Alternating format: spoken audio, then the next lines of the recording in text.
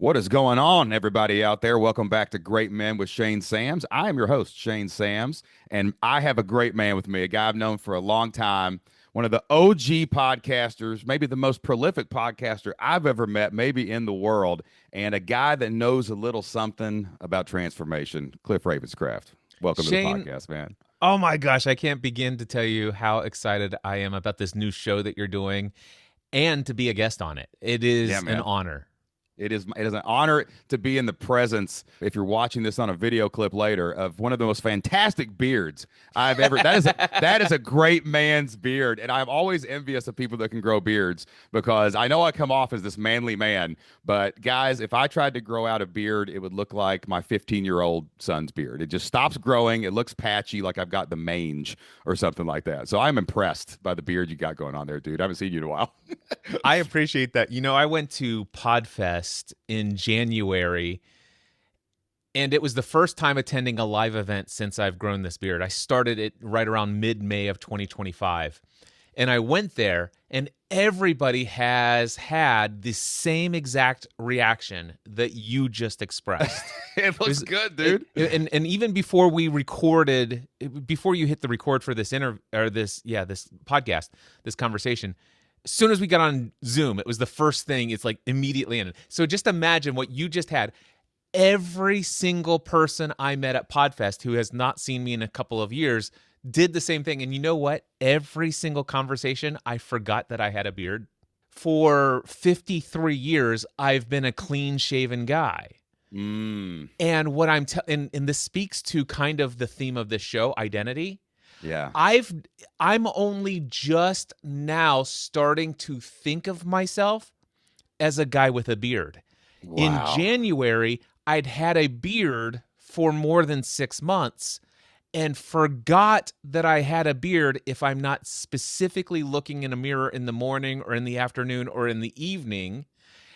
And anytime somebody Fascinating. throughout the day would comment on my beard, I'm like, "Oh yeah, I have a beard."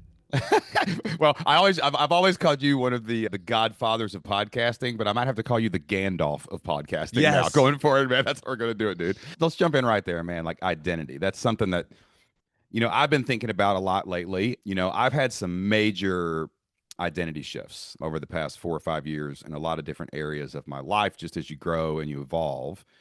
And I think somewhere, along the way, there was a point where I looked around at my life, and I'm so grateful for my life. I'm so grateful for everything that me and Jocelyn have accomplished. And by any measure, I accomplished everything I set out to do. Like I climbed the ladder of success. Everything they told me to do, I did it. But for me, when I kind of got up to the top of the ladder and I looked around, man, I realized I had kind of climbed up somebody else's wall. It wasn't really the wall that I truly wanted at like a soul level. And you've had a lot of transformations and stuff like that in the last few years too. What does that process look like as you've transformed and climbed ladders and figured out what you wanted in life?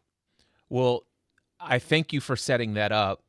And I want to speak to this metaphor because you and I have both heard this so many times about the fact that we work so hard to climb the ladder of success. We get to the top only to realize we've climbed, the ladder's leaning on the wrong building. Mm. And I certainly have experienced that a number of times in my life. I'm like, oh, well, let's put the ladder over here on this building. Let's put the ladder on this building. Where I sit now, I'm beginning to get to the place where I don't think there is a right or wrong building. Mm. And it has very little to do with the ladder as much as I'm not the right person. I'm not in the right identity of the person on the ladder climbing up to the top of anything. Oh, I see And what you're saying. Yeah. and so that's kind of where I'm at today is that it wasn't necessarily the building that my ladder was leaning across. It wasn't the steps that I was taking to get up higher. It's just the reality was that I had a misaligned understanding of who I am and what it means for me to be on that ladder.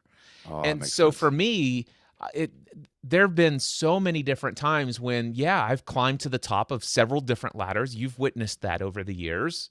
Totally. only to get to the top and feel like there's nothing for me here. I'm kind of bored. It was fun climbing, but I need to go on further and find another ladder. And I did.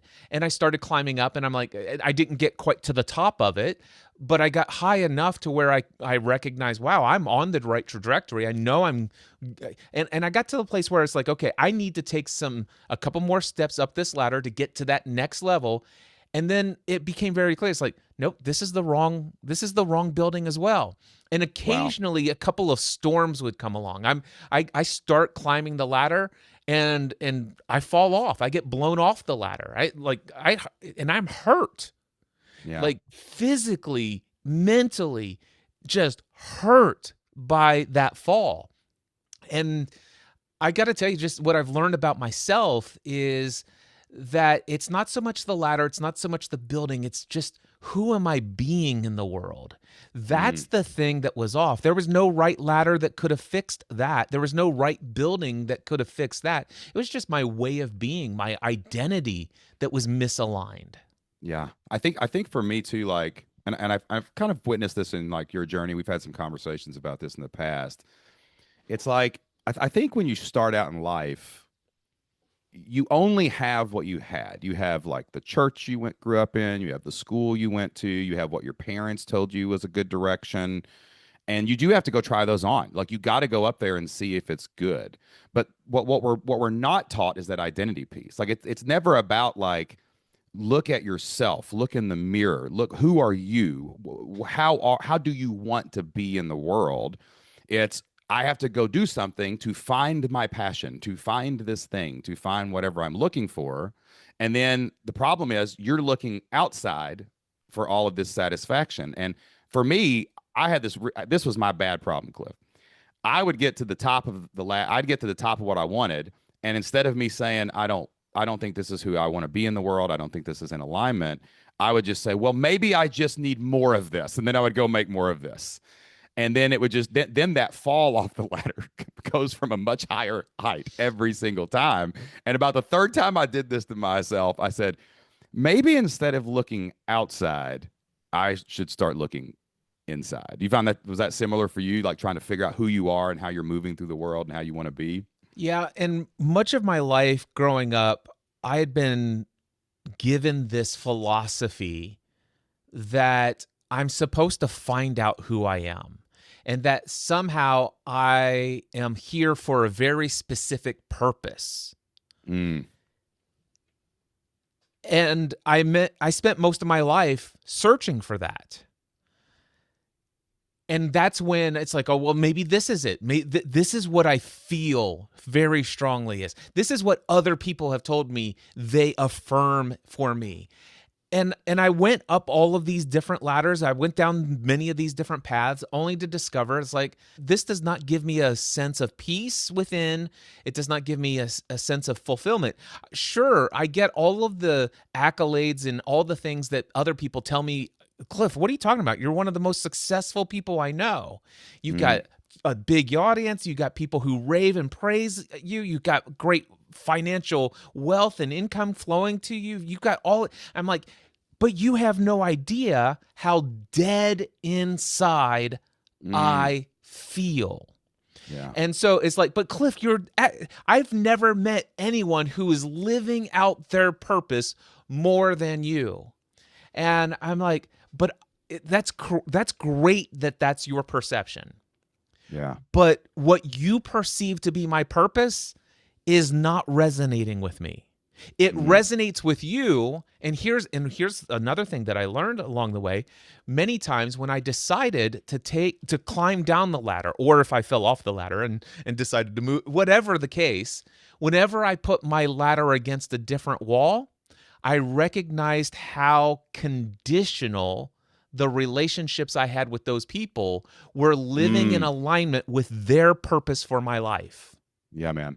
It's like one thing I've discovered because, like, you know, you're from Kentucky. You're in Kentucky. You know Yeah. how Kentucky is. Like, 99% of people in small town Kentucky don't change very much. They just get jobs and families and move to a different neighborhood in the same town, and it's kind of that way.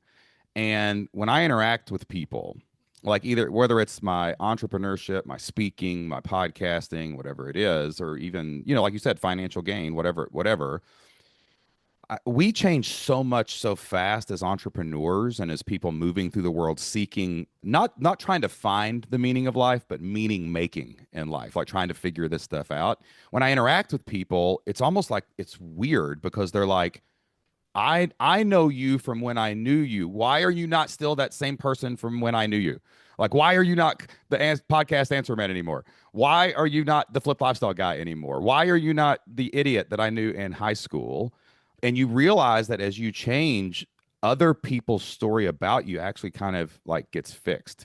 So, like, what happened inside of you when you realize this, when you outgrow the identity everyone else like still expects you to be? That's really scary, dude, as an audience builder, because you have this huge audience, but you know that changes can alienate half of them and you might have to start over. Like, how do you wrestle with that as you grow and you move? And we'll talk about some of those transformations. Yeah, Right well, after this. it was a difficult journey, and in fact, what you and I have talked about a lot is the external identities that we have, the podcast answer man, the guy who does this, the guy who's known for this, the guy who's known for this. But there was even a deeper identity that I had, which is, I'm a guy who's meant to be of service to others. And really how I determine success and living in alignment with who I'm supposed to be in this world is that people like me and they validate that I've added value to their life, and they're super praiseworthy of the amount of influence that I've had in their life. And so what happened was when I was doing those things and I lived in alignment with their expectations, I got all of those things. But then when, for whatever reason, I decided to go pursue something different, they withdrew all of those things. Instead of saying they're like, well, gosh, Cliff. And then all of a sudden I realized it's like, wait a second, maybe my identity shouldn't be tied to how much I'm accepted by others. And that's what really opened up things for me. I would say that I had the most radical shift in my life when I broke up with the idea that I have any purpose on this earth to make other people like me. Wow. Yeah. Yeah. And for content creators, you start out as a content creator going, please, everyone follow me and like me. Right? That's the ultimate fear of the content creator, is that the unsubscribes, the unfollows, the mass leaving of the audience, dude. So for a guy that's recorded 5,000 podcasts, like that's got to be and let me ask you this. Where did that start? Like, did your process start more in like the career side? Or I know you have a very interesting story, like, growing up in the church and on the faith side. Where did that shift start first? And then did you feel that nervousness to kind of go public with these shifts, to not jeopardize things or whatever? Where did the transformation really start when you moved from, I need all these people to like me, to I need to really like myself and pursue the purpose I'm here for? There's been so many small little shifts that seem to be the early precursor to everything. And then there's been some significant major shifts that happen. So I would say probably when I decided to start podcasting as a hobby, but then got so much involved into it that it was pretty much eating up all of my free hours. And I was an associate pastor of a church at the time, and I offered to do a podcast for the church to put their sermons online. They were still doing CDs for people who are out of town, and sometimes those people are out of town for 3 and 4 months. I'm like, how are they going to get their CDs? Why don't you just make this podcast available? What year was this? This would have been 2007. Dang, dude, that is the earliest of days in podcasting, man. And I had been doing it for 18 months at the time. And so what happened was I had been doing podcasting for 18 months. I had been producing 7 to 15 podcast episodes a week, and I had several shows with tens of thousands of subscribers. So if anybody's going to be able to help you launch a podcast for the church, and this was a 5,500 member church, so it wasn't a little small thing, except for the fact that the the leaders right above me said, Cliff, thank you so much for that offer. The church has been thinking about doing that, and when we're ready to move forward, we will find a professional to help us with that. Meanwhile, that was their That's that. Oh, dude, knowing you and who you are. That is preposterous, I man. was the, and by Looking the way, back on I it, was the podcast answer man for 6 months already at that point. So, dang, dude. so the next thought that came out of their mouth was this. By the way, Cliff, we understand that you're spending a lot of time creating content and doing all these things. We want to ask you to go away and do a little bit of reflective prayer and ask if maybe you've been distracted from the work that God's called you to most do in this world. Wow. And so at the time, I was like, oh my gosh, maybe they're right. I am full-time as an insurance agent. I have a stay-at-home wife that takes care of our 3 young children. And I'm an associate pastor here. I'm the pastor of small groups. And I clearly have been told for the last decade of my life that my calling is to be a pastor. That's what I've been convinced of. And so now the people who are going to be responsible for whether or not one day I get to be a pastor full time as a career are now telling me that, hey, I might need to check myself before I wreck myself. Maybe you've been distracted from the work God's put you on this earth to do. Meanwhile, I'm sitting over here looking at a stack of like 70 different handwritten letters from around the world of people telling me their lives have been transformed because of something I said in a podcast episode. And so I went away from that meeting. I felt so much shame. I felt so much guilt. And I also felt so much of a desire to please those leaders that I made the decision to stop podcasting. Wow, dude. How long did you stop during that time? For 6 days. Okay, good. Okay, good. Yeah. Was it to reflect, or did you feel like you were going to give it up? I actually went and gave it up. I went to my audiences and said, this is the last episode. I'm done. I can't create anymore. This is too much of a distraction from what I feel God has put me on this earth to do. And it was done. And then I did not want to wake up the next morning. Oh. I actually pulled myself out of bed about 10 minutes before I had to be at work. Got to work just barely on time. I lived right down the street from my mom and dad's insurance agency. All day long, the only thought in my mind is how many hours before I can lay my head on the pillow and lose consciousness. Wow. That's the only thought all day. That's the soul in revolt. You know what I'm saying? That's what that is, dude. This was my life for 6 days. On the 7th day, I decided I'm back. I'm going to create a podcast. And I did. And all of a sudden, I'm like, yes. I went into the church the next Sunday and I said, guys, thank you so much.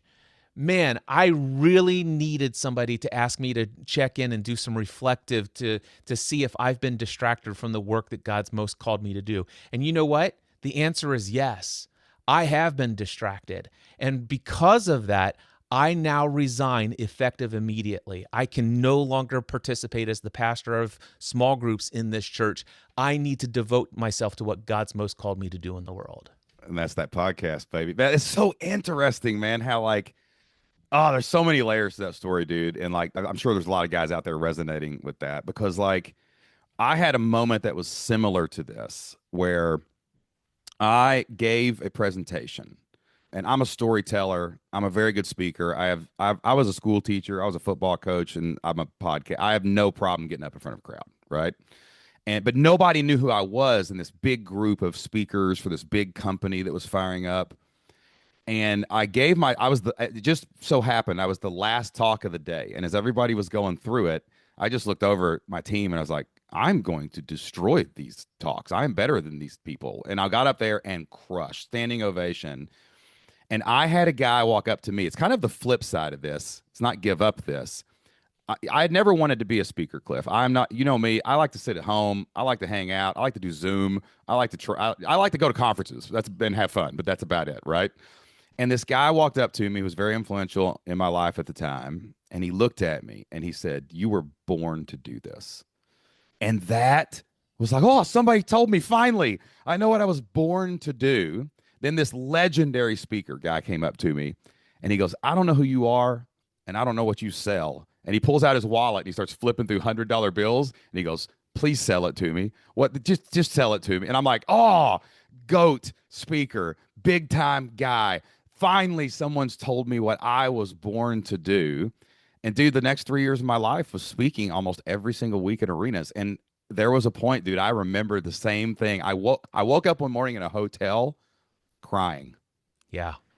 And I said, what am I doing? And how do I possibly like back out of this? But those assigned meanings, man, and when you're in an organization, whether it's a corporate organization, a church, I'm gonna be really honest with you out here, guys, like it's a control mechanism. And when you step outside of control, that's when the shame comes in. That's when the guilt comes in. And other people will assign you a calling that will make you miserable if you don't choose it for yourself. So it's amazing that you were able to work through that in a week and be able to go do that, dude. And I will tell you that the community that had been reached up to that point, I would say close to 200, 250 emails from people expressing why I must not stop producing content. Some of the people who were responding to the comment that this has been a distraction from what God's put me on this earth to do. I will have to give credit for those people who said, listen, dude, let me tell you something. You're doing God's work here. And totally, man. So it wasn't like I just was all by myself for 6 days laying in bed or waiting to lay in bed. There were a lot of people who were giving witness to the impact and influence that I was having in the world that was far greater than probably what I could ever dream of experiencing of as a pastor of any church of any size. I think there's a good lesson there. Like, just I'm observing third party here is like when you are looking for these things, especially later in life, because we're on the back nine, you're over 40 years old, you're listening to this show, like you're trying to make some decisions, like what you really want in life. Like it's good to listen to the voices. I like outside, like I love your advice. I love Pat Flynn's advice. I love all my friends' advice. I find that some people are like kind of like pulling you forward, like affirming what you're doing. And it doesn't mean you should never take advice to stop something. Some people are wise and they say you should stop this. But like in this instance, it's like, hey, your thing is taking up a lot of time. You can't pick the thing that's your calling. You don't do that. We know what's best for you, and we need you here in this thing, and that's really what God wants you to do. And I find that a lot of times when I'm in periods of transition, it might be a minority of voices that are like, dude, like, man, you're really good at this. You really impacted my life. You really served me. But then when I find people pulling me the other direction, and this has happened to me in the business world, it's like, hey, bro, like that thing over there is stopping you from serving this that I want to do. And like I feel that tug of war sometimes when I'm in transition and I want to make a big change, but like you literally had to resist the weight of an employer, religious background, servant in the church. God Almighty is telling the pastor who is in charge of you that this is the way you have to go. But you've got these other voices that are actually looking at you and your light and what you're creating, and you went to that. Did this have an impact on your deconstruction from religion? Or had you already started thinking that process out? Or was this kind of like one of those kind of like paper cuts along the way that made you start kind of questioning the structure that you had kind of grown up in and served in and been a part of all your life? This was probably a second or third step towards deconstruction of some of those things. So before I got to that particular institutional setting, I had already left a church where there was a significant church split, where I saw some things that just like, man, I'm starting to see patterns that I've seen in this church, this church, this church, and this seems to be it just seems to be a common thread among the leadership of this institution. And so I had done a series of podcast episodes titled, it was 5 episodes titled, why I hate the church. And I put lowercase c, not the actual church, Right. the true church, but why I hate the institution. And I just began sharing all that, and that was well before this incident. So I was already starting to break down some of my conditioned belief systems about what I must accept as unquestionable truth. What I just shared with you was just more of a, oh, well, this is just another aspect of that. And in many ways, I was already prepared to make the decision to resign and take our family and go to someplace else. Yeah. And So interesting. for a short period of time, we went to yet another institution. And it wasn't long before we saw a repeated pattern that started to show up. And it didn't come up to as much of a head because I chose to refuse to take a leadership position. However, when leadership positions were being kind of, it might be too much to say thrust upon me, expected of me might be more in line with it. And by the way, here's the expectations we have of you as you are clearly called to do this and invest here and do everything we tell you to do, how to do it without question. And if you don't do it, you obviously don't love God. And I'm like, okay, it was probably several months after that. It was September, I think, 2011, I think it was, when we left the institution altogether. The Ravenscrafts left Yeah. the institution of the church altogether. At that time, I still not had deconstructed any of my theology, Right. but I had deconstructed the religious institution side of things. Yeah. I've had a similar journey with that, because just going through, again, same kind of thing, leadership in the church, always stepping up, always volunteering, always doing the thing. I'm a charismatic, well-spoken guy, so I'm always getting positions where they're like, hey, do this, do that, whatever. Then also, like, and again, I want to stress to everybody listening to this, like I do every time we talk about this in this podcast. This is I'm right now I am talking about the structure of the church itself. I'm talking about the Catholics on down, like everybody denomination, trying to get these things, the rules of the church, not necessarily what we're talking about in the book. We can talk about that in a separate discussion. But when I saw these structures and how confining they were, and I felt that anything that you questioned or didn't want to do, they kind of it was that attack on that guilt, that shame. And then in one instance, I was cut out of something. And it was like very performance based. Like, well, if you're not this, then we're not going to treat you like this. And I was like, what is going on? Like, why do we do this in this place? But then I kind of realized too, with when I started thinking differently about these things, that the church itself is a box. It is a comprehensible box of how people can have community, how you can participate with the divine, and how you can engage with the story. And we all get together and we agree to these rules of this particular building, right? This is our creed. Over across the street, they got another creed that might be a little different. Over there is another creed. And we agree to these things because it does provide a structure. We don't have to think about it as much. But dang, bro, when you step out of that, it can really be devastating. You know what I'm saying? Because when you do leave a church building, you're not just leaving a church building, you're leaving support, you're leaving your friends, you're leaving your things, and they keep moving forward without you. And there's an isolation in that, I think, a little bit, as you start growing out of the old dogmas and traditions a little bit. Absolutely. And one of the things I just want to stress here is how valuable in every aspect of this journey to be surrounded by people who believed in me Mm. in whatever direction I chose, who were Mm. supportive of my autonomy. Is that the right word? Just to be able to have agency to choose my own path, to go my Mm. own way.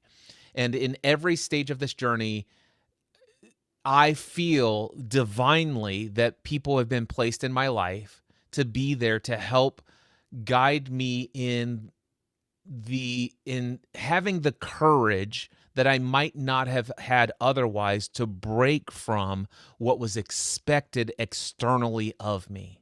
Yeah, man. Yeah. And I also too, like, it's weird because like when I remember when I made the decision that I'm not going to live by this group of people's expectations, my relationship with God got better. Like Yes. my relationship and understanding of Jesus got Yes. better. And Absolutely. I actually for my whole life I was like, I'm doing everything right. Like, when am I going to feel this? When am I going to figure this out? Like, I'm doing it all right. I've felt all the things. I've sung all the songs. I've done all the service. And then all of a sudden, when I freed myself from a pastor's expectations, or apostles' creed, or whatever somebody interpreted this thing in there, like, all of a sudden God opened up to me, and God started showing me things, and God started taking care of me more, and God started revealing layers of Jesus that I had never even been allowed to think about before. Of course, you miss some of those things. There's a great value in I tradition and don't. all those things. I Well, don't. you know what? Here's the one thing I do miss, because we go to like conferences, we go to things like that.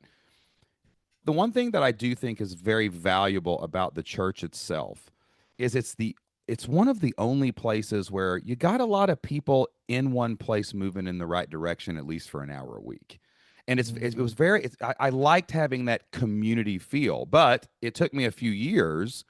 I have found my communities now. I have found my found people. I have found these groups of people. Like, we're going to Austin in a couple weeks to meet up with all these friends we've made from across the country, and it's like 50 people flying in to see each other. You know what I'm saying? And it feels like that.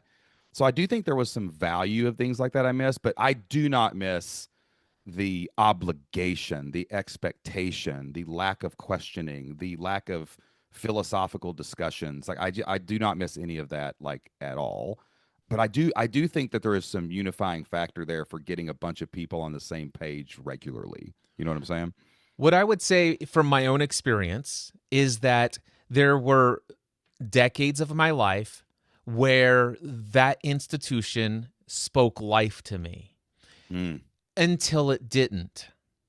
And since then, I have gone back a handful of times just to dip my toes in the water, and I'm like, yep, I don't miss this. And mm. I is like I'm bouncing, The ironic thing, though, for me is I think one of the reasons why I simply don't miss it, the way that you just described, for 1 hour a week, there's a group of people that gather together and they're going in this really positive direction. By the way, that's not been my experience in any Mm. of the institutions I've dipped my toes back in the water. And Interesting. so, not to say that there aren't those, and I'm only speaking of my own experience, not what Right. I recommend for anyone else. Same here. Yep. But We're all on a different path.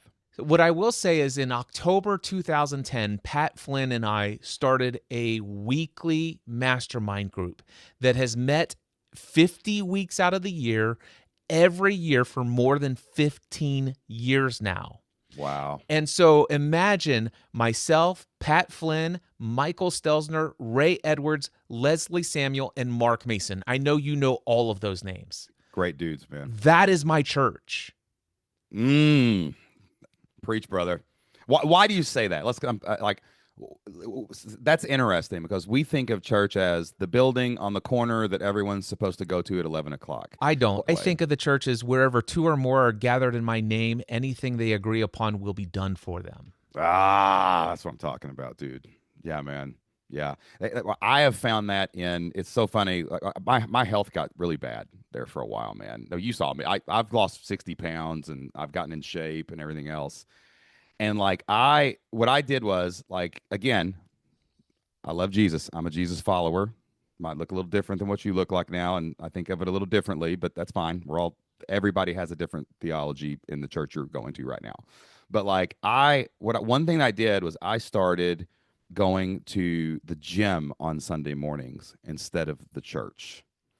And what was funny is, like, I'll throw some worship music on, I'll throw some freaking rock music on, I'll just throw all this stuff on.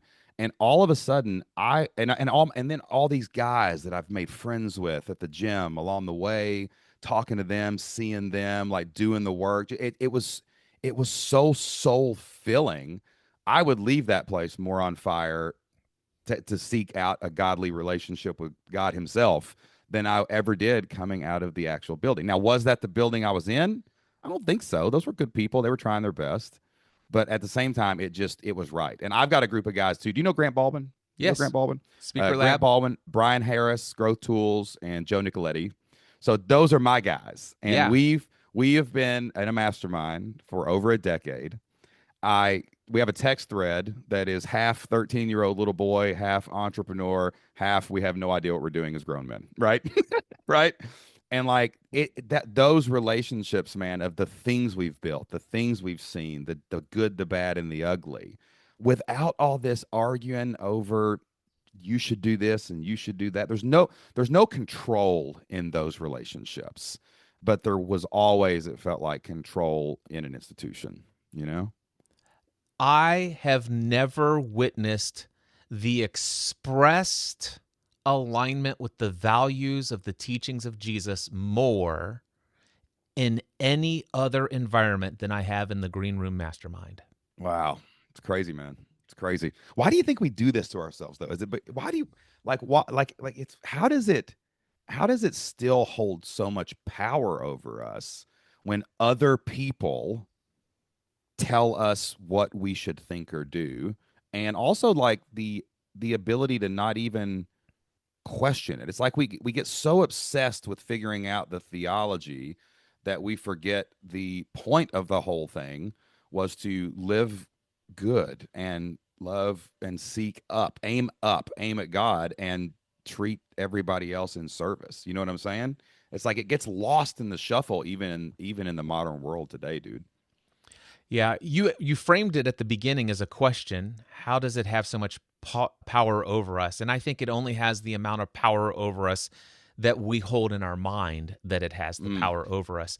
I don't think anybody in the institution, well, okay, that's unfair. I do think there are very few that intentionally hold the power that they wield intentionally to control others. I would agree with that. Yes. But that's very few. And you and I may have never really come across any of those individuals. We know that they exist. I don't know about you, but I personally have never met one of those individuals. I've only heard of them. Right. What I will tell you is I've had a lot of inconvenient experiences in the environments that we're speaking of. But none of it was intentional. They were all well-meaning people. But the things that I've learned since along the way and why I can appreciate those, I have zero resentment for the institution. Same. I have zero desire to go back to it. Yeah. But not because I'm afraid of anything or because I feel hurt. It's just there's no life there for me. Sure. Unless I just go there to be of support and encouragement to someone else. But there are other places where on the times that those people gather that I'm doing those things. So it's just like, okay, it is what it is. But what I will say is that I don't think these people are doing anything to intentionally hold power over people to try to condition them. It's just that what's been handed down from generation to generation to generation to generation are some harmful translations of things that people perceive in such a way that they hold these beliefs, these theologies, these unquestioned beliefs that are so misaligned with the teaching of Jesus that they just hold on to this because they are taught that holding on to this is what it means to be a follower of Jesus. And so I've never asked anyone this on this podcast, actually. What did you learn about Jesus after you broke free of the structure of the church that blew your mind? That you were like, how did I not realize this? How, because the church might not teach it that way, or it discourages exploring that way. Because I've had a couple revelations that I couldn't believe from scripture after I kind of detached from the structure of it all. You know what I'm saying? I would say that Jesus teaching, one of the revelations that I've had is that he helped people deconstruct their belief systems about their relationship with God that they had been trained to Yes. believe. He was a And deconstructionist. He was trying to get people away from the Pharisees and the Sadducees. That was the whole thing. That was what he wanted. He didn't want the structure of the church, so man. so phrases that stand out to me: unless you hate your mother and father and your brother and sister, unless you hate your own life, you're not worthy to be my disciple. And this isn't about you just want to crawl dig a hole in the ground and bury yourself and die and commit suicide. What he's saying is that you I'm questioning I want you to question your identity that is based upon what everybody else expects of you. Oh, Unless that's an you're willing interesting to point, give dude. that up, you're not worthy to be my disciple. And so the other quotes that come out of the scriptures that stand out to me is like, let the dead bury their dead. Who is my mother? Who is my Mm, brother? mm, It's, mm. it's it's just questioning your identity. That if there's one thing that Jesus did over and over again is call his disciples to die to the identity that they have accumulated up to that point and to be born again with a renewed perception of who they are in Christ. Yeah, and that's a more mystical look at it, which I think is actually closer from my studies. And I'm a pretty smart guy. I'll read this stuff, guys. But like, it seems closer to what the original church was until the structures. And it's like they blew off the shackles of the Sadducees and the Pharisees and all that. Then they just put them back on 400 years later, and it all kind of started again. I don't think I ever understood the actual story of the crucifixion and the resurrection until I got away from until I stopped saying what this is what everyone else has told me it means. Let me look at it. Let me engage with it. Let me talk to God about it. Let me feel it. And I was literally out in the desert in Tucson, Arizona. I got out before morning and I was going to go watch the sunrise out in the desert outside my resort. And I was experiencing, man, I learned this concept last year called ambiguous grief. And what ambiguous grief is, it's something we're not taught about growing up, but it's like when something happens to someone, it's like they died, but they're still alive. So like it's like if you're like a parent gets Alzheimer's, there's a point where they're not the same person anymore. Or something like even like you break up with someone you've been with forever, but they're still out there, right? They're still there. With death, you have this moment where you're supposed to like, okay, I got to grieve now, and then I got to move on. Let the dead bury their dead, right? Whatever. But like I'm standing out there. I experienced 5 back-to-back moments of ambiguous grief in a year, where 5 insanely close people to me for different reasons or another just basically they're gone. They're not the old version of them was not in my life. So that's a whole detachment in and of itself.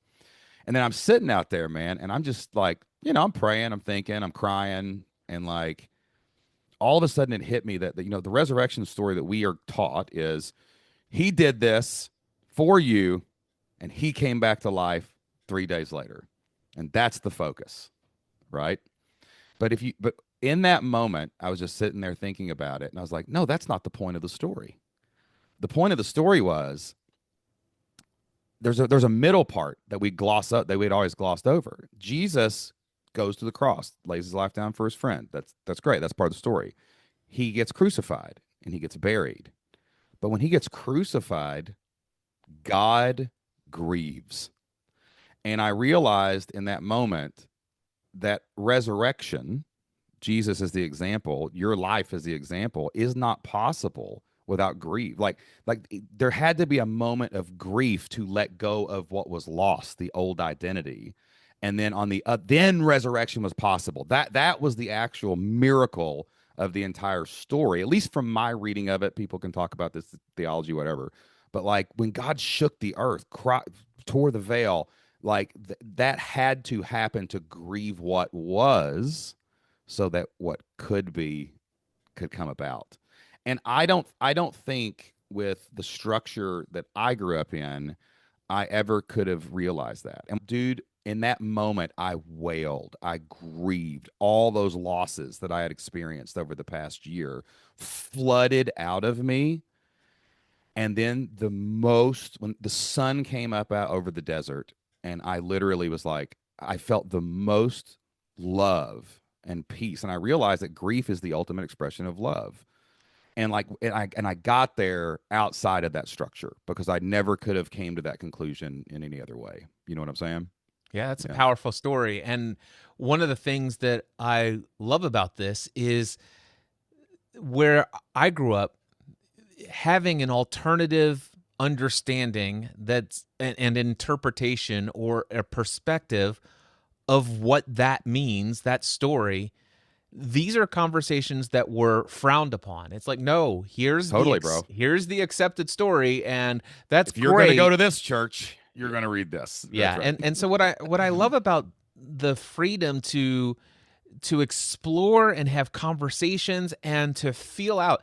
Here's something that happened in my deconstruction and somewhat of a reconstruction journey is that I used to have all sorts of conclusions that I'd drawn.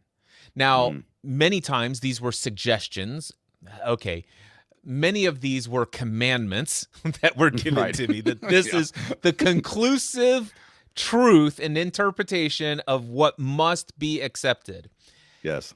And when I deconstructed all of my conclusions. Mm. I've been in a process of reconstructing. What do I believe? And I do have a significant number of beliefs, yet I have not drawn any conclusions. Yeah. I don't feel the need to have 10 out of 10 certainty on what does the resurrection mean? What Yeah. does this scripture mean? Is the Bible the authority that should determine every decision you make in life? I have some beliefs, and what I'm concerned most about is not the answer to whether or not those beliefs are true. I'm most concerned is, do I live my life, and do the other people that I do life with and choose to have as an influence in my life, do their beliefs allow them to live in alignment with the attributes of the teachings of Jesus? That Mm. that to me is the real concern for me, is I want to live people who have the fruit of the Spirit. Walk the walk, baby, not just talk the talk. So many people do, dude. And deconstruction, like people use that word for religion, but what I have learned is that you're deconstructing identities all the time. Like I'm in a period right now where when I finished my book 2 years ago, it's called Earn More, Live More, and it was kind of the story of flipped lifestyle, right? And it was the weirdest thing, man, Cliff. When I finished that book, the day it showed up on my door, the publisher's copies, I looked at it and I knew it. I knew I could never do this business again. I knew I could never do another podcast again. I just knew it. But everyone knows me in that story. And it was scary, but I was like, I got to deconstruct what it means to mean Shane, the entrepreneur flipped lifestyle guy. And then I've got to reconstruct what I want to build next, which ends up being great men, right? And then like as my kids get older, like Isaac and Anna are 15 and 17 now, right? It took me 2 years to deconstruct the memory of these children that because they were these different people, and now I'm reconstructing who in the hell are these two kids? Like it's like they're because they're changing so much so fast. And like even marriage, like Jocelyn and I've been married 27 years. It seems like every 5 to 7 years you look over and you're like, wait, you're not the same human being anymore. Like who are you? But you're attached to that old like identity. And I think that's kind of the skill to get to like, a soul level alignment. Is it's almost like a muscle that you have to be able to open your mind and look at your beliefs and look at what you're pursuing and deconstruct those old identities, whether or not other people will or not. When I started talking about more of these things in my email list, unsubscribes, hate mail, emails. The meanest people I have ever talked to online have been the Christians that followed me for a decade. Like they were just, it's weird because when you step out of that, you do lose that identity and you're deconstructing and they're not. They're going to lock in where you were. I've so loved watching your growth and journey and all the conversations we've had over the years, checking in what's going on.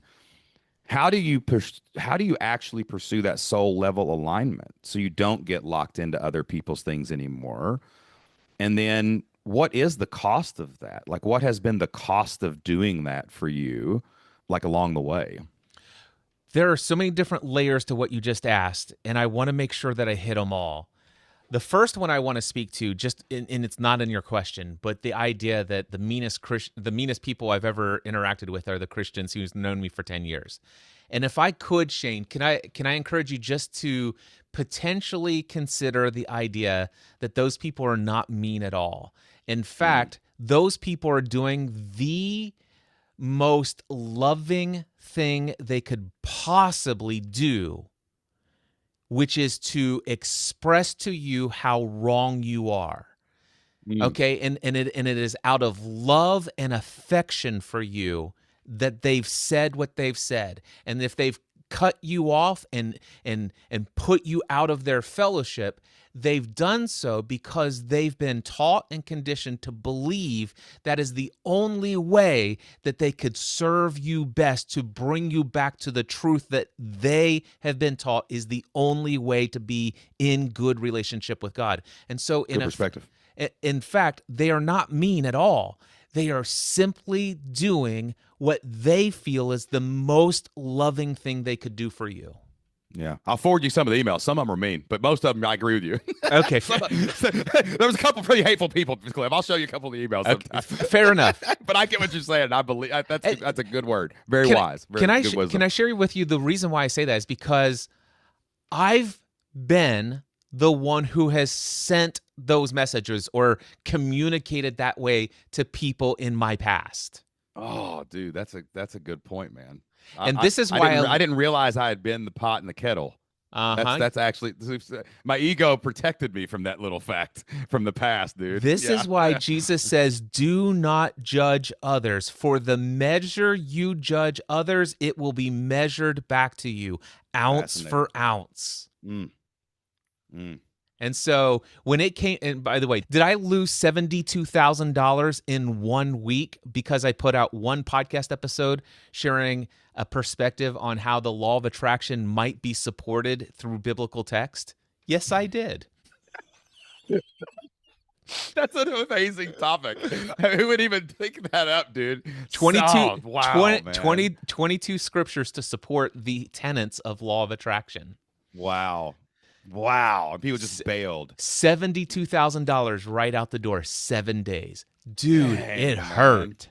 Yeah, it man. hurt. Yeah. But you know, Gosh. let me speak to the other question that you asked. So the first thing, how do I get to the place where I can break free from all that? One of the best books, I had already experienced the truths that are espoused in the book The Four Agreements by Don Miguel Ruiz. Great book. Before I ever read that book, I already experienced it.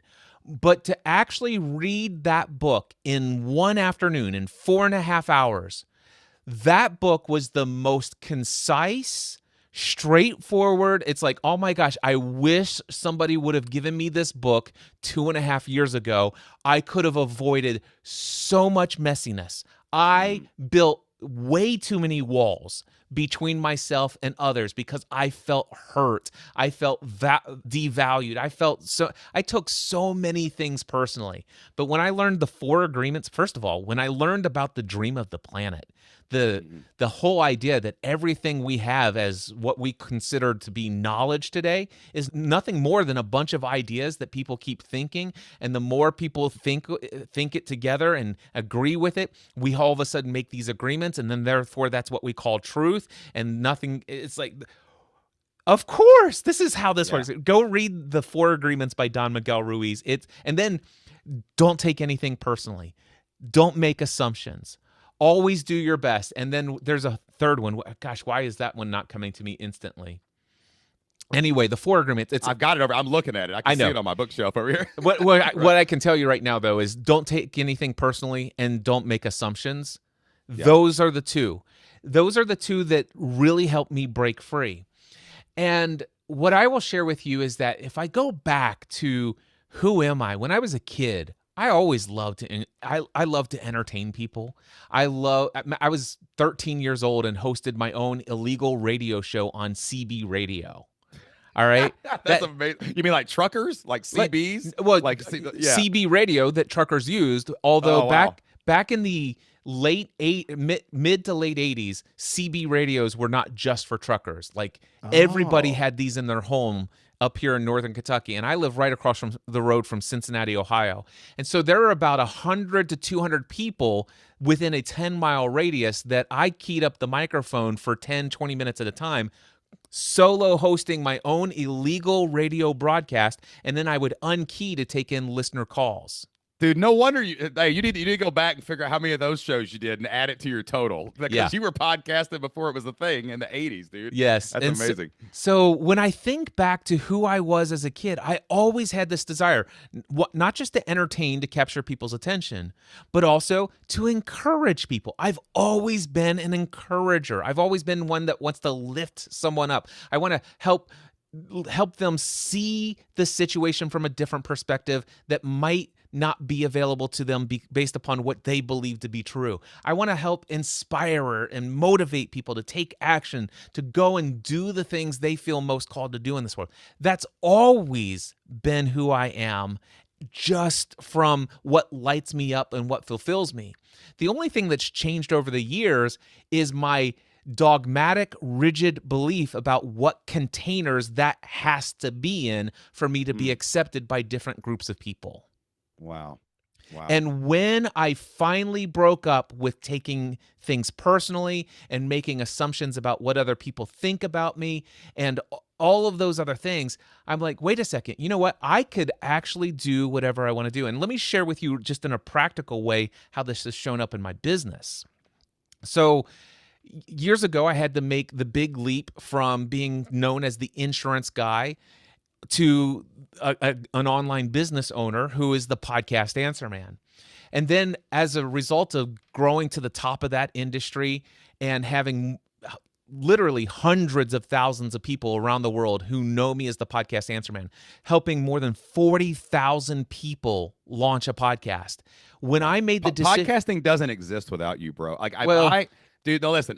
It would have, but especially in the online service business, helping people kind of mode. Like I found Pat first, but then I backtracked to who he found, right? And like it is crazy how much of podcasting was.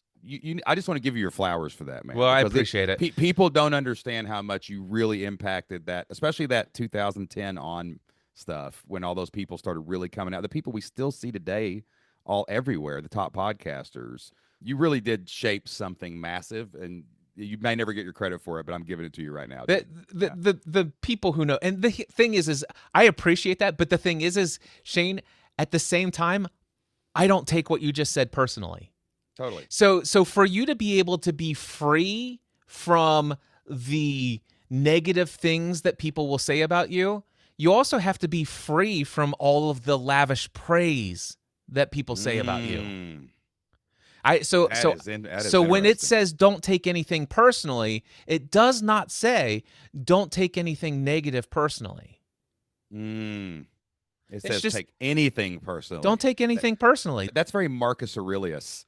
Like he's got some of his meditations. He's like, these people are wearing me down. They're killing me. Then other people, he's like, they're telling me I'm the greatest ever. That's not. Because if I take that personally, if I take what you just said personally, it's like, oh man, yeah, and I'd be crazy to walk away from that. And that's the point that I was about ready to make. Yeah. After 12 years as the podcast answer man, I made a decision. I wanted to walk away from that brand because it was actually keeping me from doing what I felt most called to do in this world. By the way, I made this decision in the year that it finally brought. I'm a solopreneur, have always been a solopreneur. My wife is my business partner, but I'm, you know what it means to be I the know exactly what solopreneur that over means. here. Totally. And so for me, I had grown Podcast Answer Man, where the year I made the decision to walk away, it made $750,000 that year. Wow. And I said, you know what? This is the most financially rewarding thing I've ever done in my life.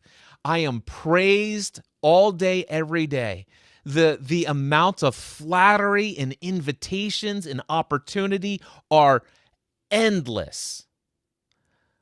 But it is keeping me from doing what I was doing when I was 13 years old with the CB radio. It's keeping me from doing what I was doing when I started my podcast as a hobby in 2005, just for fun, not for money. Wow. And so I'm like, you know what I feel most called to do is to be a source of encouragement, not to answer all of your technical questions related to podcasting. And so I, at the time, believed that I needed to take the ladder off of the wall of podcast technical consultant and the Podcast Answer Man brand, and I put it up on another building. And that building was called Mindset Answer Man. Mm-hmm. I remember that. And so now Mindset Answer Man is personal and professional development. I'm going to do business strategy and mindset. I'm going to create in-person workshops. I'm going to do paid mastermind groups, and I'm going to have an annual conference. And you know what? I started climbing that ladder, and I was hitting some pretty significant strides there. And then COVID happened, and I'm so thankful for all that I experienced in COVID, because COVID is the one where I didn't climb down the ladder. I was knocked off the ladder. I mean, when I say yanked and thrown off my the ladder. my identity was shattered by COVID. And this is where I would say, this is what I'm trying to express in this metaphor that we started with, is that I now see that the problem was never Podcast Answer Man, the brand. The problem was not the structure of how I was earning income from the Mindset Answer Man brand and doing live events and chasing that and all these other things. The issue was not the buildings that the ladder was on. The issue was not the ladder that I was using to climb up those buildings. The issue in all cases was the identity. That I had to actually do some of these things to please people. I had to do it for all of that stuff. And when all of that went away, and then I'm isolated in my home, I began to ask, well, who the heck am I if I'm not a guy who does this all the time? And that was a powerful question. Yeah. And then the answer came from within. You are whoever you decide you want to be. And I'm like, well, what's my mission and purpose? To create. And what am I supposed to create? Whatever you desire to create. Dude, man. And so brother. This reminds me of something. I used to lead a small group Bible study, and I had a friend of mine. He's like, hey, Cliff, I really trust your opinion on things when it comes to God. And he goes, listen, as you know, I've been working at Delta for more than a decade, and they're getting ready to move the hub from Northern Kentucky to Atlanta, Georgia. And I've got a really good position. I'm paid incredibly well. They want to offer me my same position in Atlanta, Georgia. They'll buy my house from me above market value and sell it. They will buy me a new house, pay for everything to be moved, and relocate our family, pay us extra for that, and I will keep my job. Or I could let them move on without me. I could stay here where my family is, where my wife's family is, and stuff like this. And I need you to help me to discern what is God's will. And Shane, this is something that came within. I sit there, I said, I don't think God cares. Yeah. What I said is, I said, I can tell you, I truly do believe I know what God's will for you is. To be of encouragement to others, to love the Lord your God with all your heart, mind, soul, and spirit, to love others as you love yourself, To do, there's all these things that are just values, the way that you show up, the way you treat yourself, treat others, the way you serve, the way you just live in alignment with what you know to be true and right and good and holy and praiseworthy. Do these things. I know for a fact that's God's will for you, and I don't think he cares if you do that in Atlanta or Northern Kentucky. So it's up to you. That's fascinating, bro. That's so good, dude. And like you actually just this is actually so applicable to right now because one of the things with launching a new brand is things change all the time. I consider myself a podcaster and email marketer. That's where I have my 50,000 hours of life in expertise. And when I got into Great Men, I was doing, I calling some of my buddies at my mastermind, asking people what was going on, what's working now, what's happening. And everybody got me into Instagram, and I think there's merit to it. It's a good platform. Some people said YouTube, whatever, right? And I'm like, well, I'm going to podcast, then we'll get there. So I've been doing this now for 3 months. I'm consistent, prolific, resilient. That's how I build brands. I'm going to do something with a goal every week. I'm going to do it every single day, and we're going to be resilient when it goes bad. And 6 months from now, I know it'll work. Anything will work if you do it that way. And dude, Instagram was kind of weighing on me a little bit. It's fun in some ways and fun in not. And bro, I just discovered the power of Substack. And I have been that, when you were a kid, I remember the first time that when I was a kid that anyone introduced me to Magic the Gathering, which is a card game. And I remember being so passionate, so obsessed, so intrigued of all these. It was like chess times a million. You know what I'm saying? And like, I felt that with Substack because Substack was writing, and I'm a better writer than I am a speaker. People don't actually understand that. And like getting into it, I'm like, this is an email list, but everyone gets to read it. This is incredible. And then I was doing the research last night with Claude AI, and I was looking at it, and it was like 50 million people instead of 500 million people. This is that and the other. It's to give me the breakdown. I'm getting in my analytical head, and then something hit me last night, bro. And I was just like, no, this is amazing. This is why I moved on from all those the other business identities and everything else, is because I am a creator. Dude, it's so funny you use this word, Cliff. I love it when we talk because all these like synchronistic moments come up every time we chat.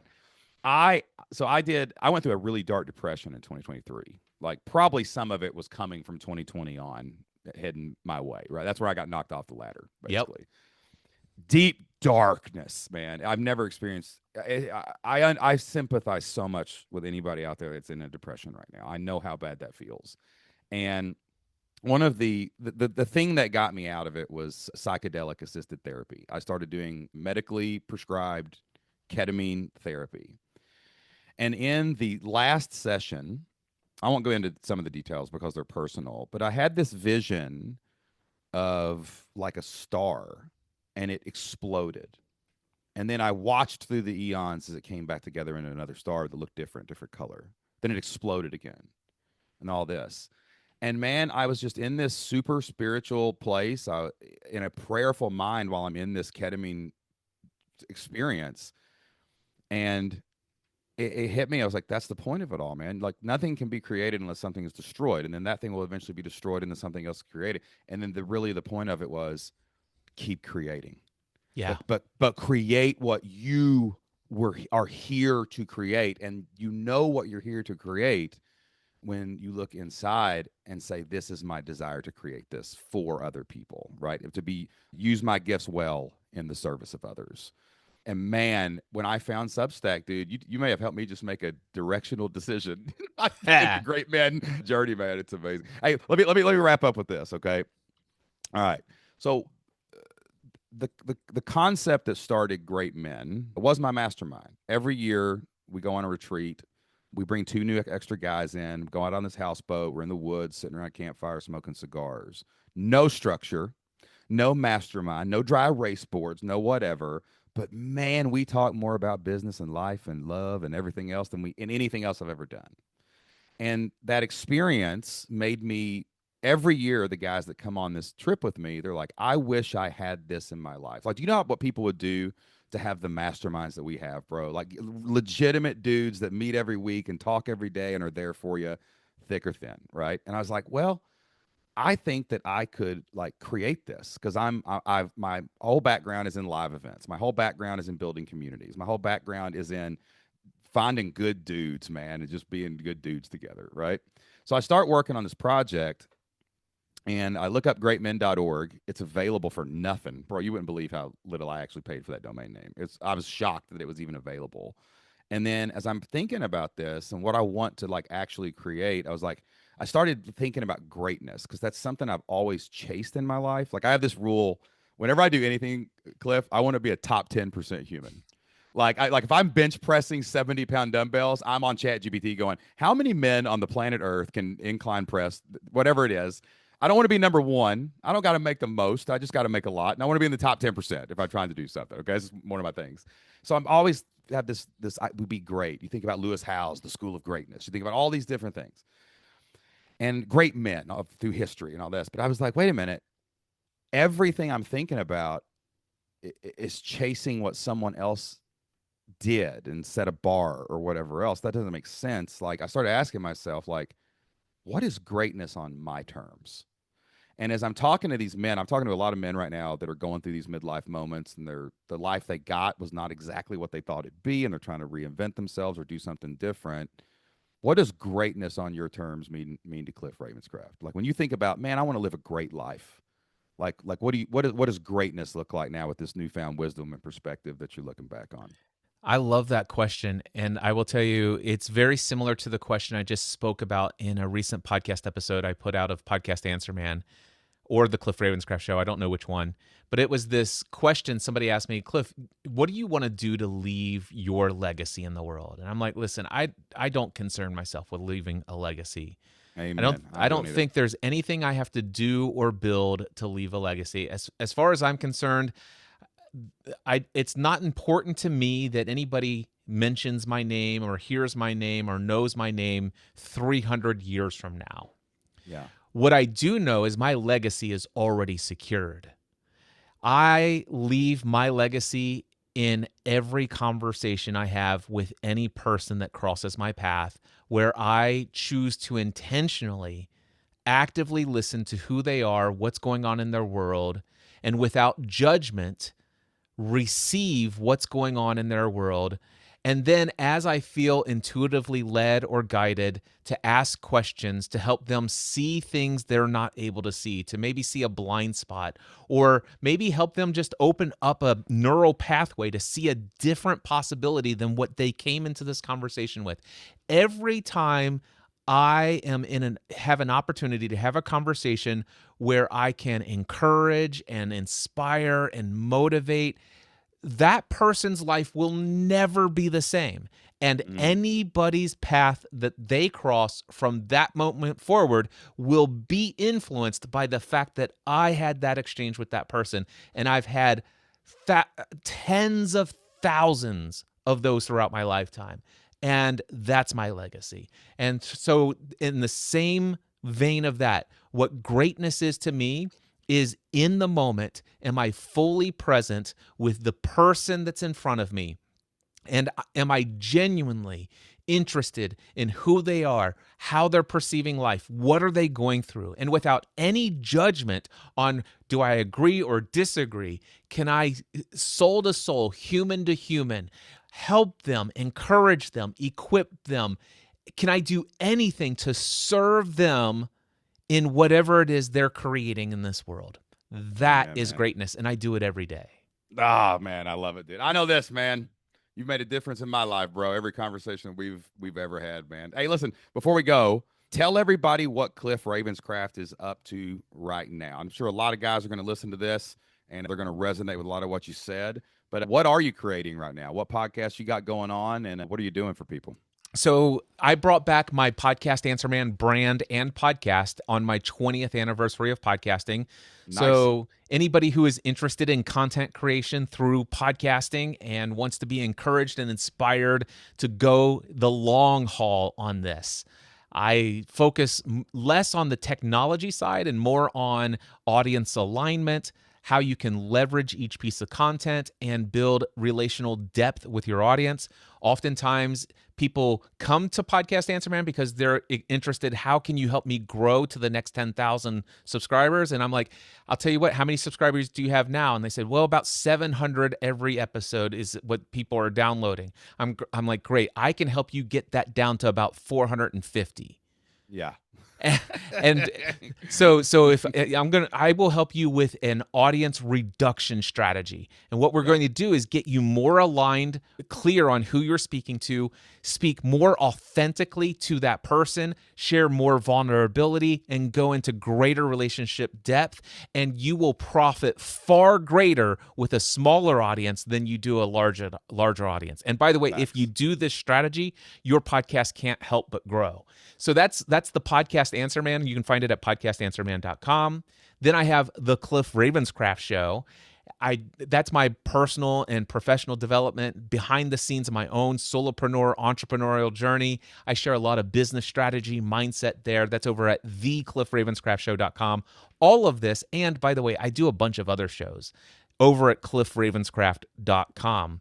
And professionally, what I do is I take people who are on the solopreneur path and also who are content creators, and I create an environment that is just like my green room mastermind. It's called the Next Level Mastermind. I facilitate every week 90-minute calls with people who are serious about showing up and serving others through their business and through the content that they create. It's called the Next Level Mastermind over at nextlevelmastermind.info. Man, Cliff, go check Cliff out, boys and girls out there, because it is some good stuff. And I love how you just start podcasts all the time. And like, and I say this on the show all the time.